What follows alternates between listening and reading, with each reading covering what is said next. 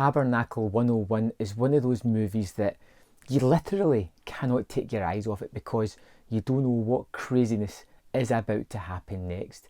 This is a story of Frank and Sarah at the start, two atheists that run a blog basically debunking anything kind of spiritual or psychic in any way, shape or form. Now, they're not just people who run a blog doing this type of thing. It turns out that Sarah's also a little bit of a scientist and has discovered a way to bringing back people from the dead.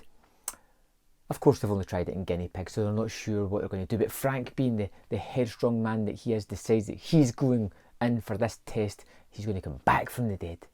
I know what you're thinking. Sounds a little bit like Flatliners. And you'd be right. But let's continue a little bit further. He comes back from the dead, but he comes back changed, starting to see ghostly apparitions and things that just go a little bit weird round about him. And of course, his beliefs are shaken because he starts to see remnants of an afterlife. Him and Sarah seem to fall out because it's in the script, maybe, or maybe because she sees him having a nightmare and thinks, maybe something has happened. I don't want to know. I'll just block him out my life, out the blog, out my everything. And he starts to go to Meredith, this psychic that he tried to debunk, that kind of spooked him out by knowing his future. And they kind of form a relationship. Now, it goes crazy from here. And when I say crazy, I really do mean crazy. Allegiances are changed haphazardly. Mortal kind of people who were at odds with each other suddenly are on the same page and trying to work together. His acceptance of the afterlife is almost instantaneous, whereas he's had his whole beliefs.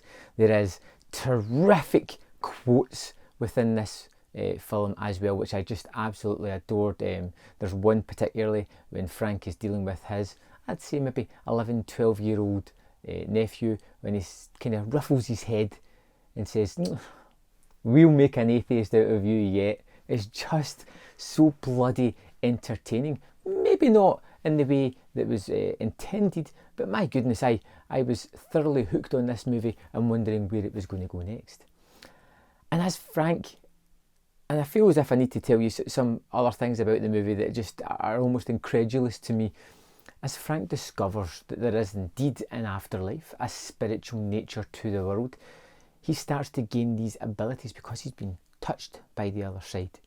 And he starts to be able to learn to do things. Meredith, this psychic he tried to debunk, is teaching him how to control his newfound gifts, how he can vanish and materialise somewhere else, how he can just do silly things. So this man who died for an hour, came back from the dead, has gifts, has the ability to see demons, know that there is pure evil out there and is fighting against it. There is only one thing he can do with his new talents: street magician. Yes, you heard me right. He has scenes of him running about doing street magic with Meredith as she watches on, giving him the thumbs up of approval whenever he marvels somebody with a disappearing trick and appearing somewhere else. Or pick a card, any card, because this guy is just, oh man. Wow. I don't know what to say. I mean, the movie is rough around the edges in certain aspects. The acting sometimes isn't great. The cinematography sometimes isn't great. Sometimes it actually gets to quite a good level. There is some nightmarish scenes where Frank is being kind of captured by a demon and tortured a little bit that are quite effective. The plot really does move incredibly fast, and lots happens within it, but by doing that you don't really get to see a character's point of view before they move on to the next stage of their adventure. It's just boom, there's an afterlife, boom, you can do real life magic now you're fighting demons, now you're doing street magic. It doesn't give it a chance to breathe or to make that become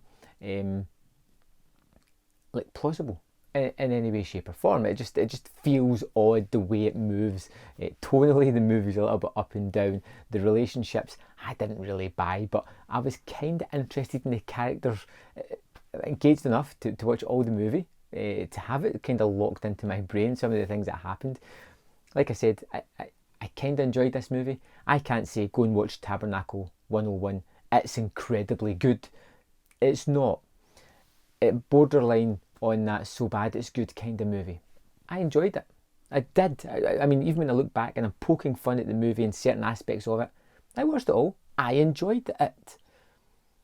I can't wholeheartedly recommend this, and you guys, what I can do is give you a fair warning. This is not not a good movie in the conventional sense. On an entertainment level, it kind of works. It's entertaining.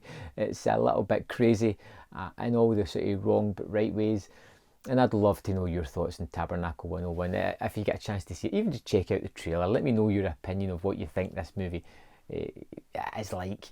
And I'd love to know your idea of, do you like so bad it's good movies? Do you want a movie that is kind of so incredulously silly that you just laugh out loud at it, but are still wanting to go on the journey to see what happens next? Let me know in the comment box below, and I'll see you next time on Man vs. Film.